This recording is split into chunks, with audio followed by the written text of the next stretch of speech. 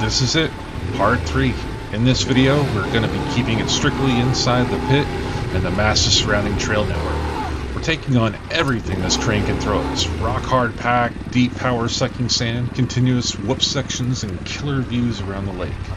And if you thought you couldn't get airtime on an adventure bike in deep sand, think again. Sterling Silver sends his heavy Kawasaki KLR off a jump despite its slow sand-logged runway. We're leaving it all out here for the final installment of the series. Have a drink, lock in, and stick around. You don't want to miss a single second of this action.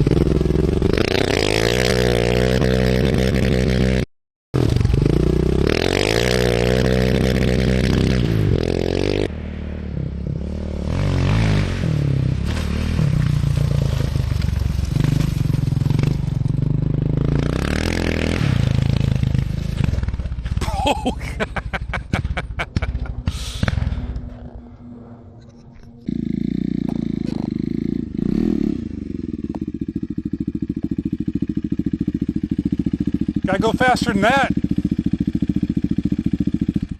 Check it out.